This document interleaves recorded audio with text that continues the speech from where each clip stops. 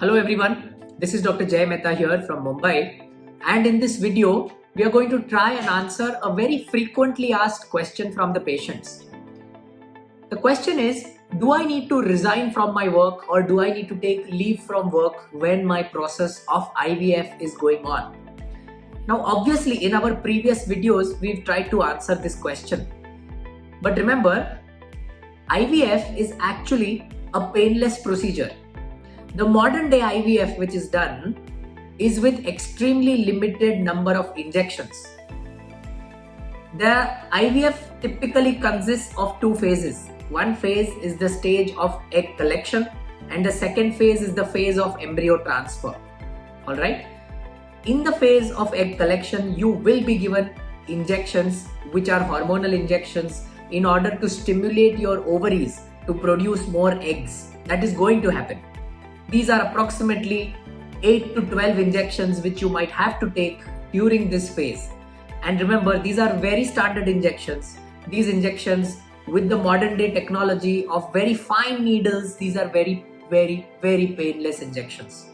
Most of the times, women who are doing this procedure can take the injection in the evening hours based on your clinic preferences, but they need not take any leave from work to do that. And occasional bloating can be experienced when these injections are going on. And remember, quite a lot of times these days, women can give these injections to themselves.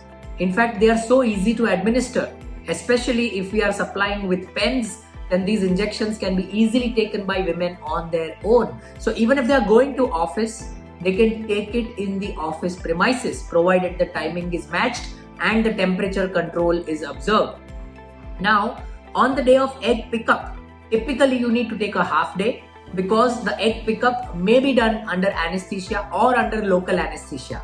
If it is under local anesthesia, then within 15 minutes or 20 minutes of the egg collection, you can go back to work.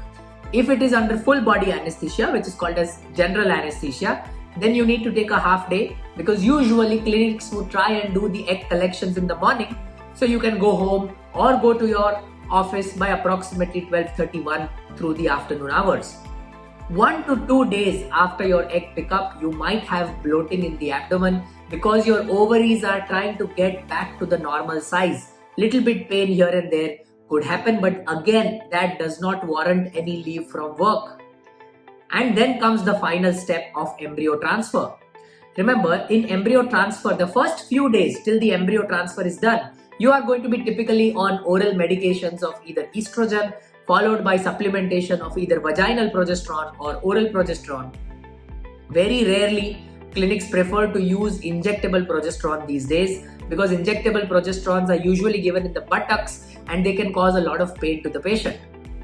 The day of embryo transfer is usually a very important day for the couple because that's supposedly as the judgment day for most of the couples.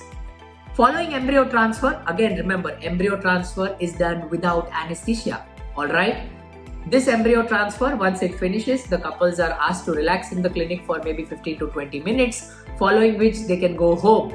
And that's when the actual anxiety and confusion starts, because typically the Indian household, especially our seniors, our elders, our mothers, our mother-in-laws, they are of the opinion, and sometimes even people who have done IVF, let's say 15 years back, 20 years back, they are of the opinion, once IVF is done, you should be on strict bed rest, don't get up, food is served on the table, you are given like VIP treatment, water is given to you on your couch, everything happens. But remember, by doing all this, you are actually cutting down your success rates. You are not enhancing your success rates by taking bed rest. We are a very busy IVF clinic. We must be doing close to 150 blastocyst embryo transfers in a month, and none of our patients are advised bed rest. In fact, our international patients usually take a return flight back to their home country on the next day of embryo transfer. Our domestic patients who are staying outside of Mumbai, they travel back to their hometown on the same day of embryo transfer. And almost all women go to work. Of course, apart from the women who are doing household work or who are housewives, they are allowed to resume activities from the next day. All women are allowed to go to the office, so that's absolutely not a problem. It's not going to reduce your success rates. So if in case you are planning to leave your work or resign from your work thinking that my work is very heavy and I'm going to have so much stress and my IVF is going to fail because of that, then probably you are taking a wrong decision. Okay? There is nothing in IVF which tells you or which states down as a written rule that if you take bed rest, your success rate goes up. So please take it out from your head.